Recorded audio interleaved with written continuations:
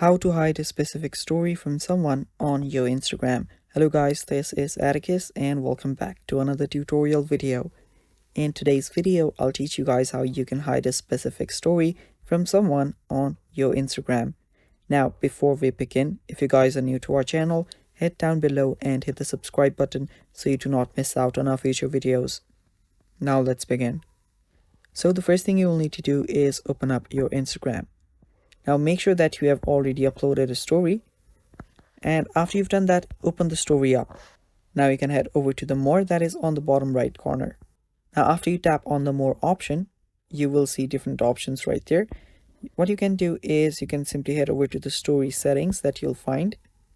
Tap on story settings, and right there you'll find hide story from option. Now you can tap on that. And after you tap on that, you can search for people that you want to hide your story from.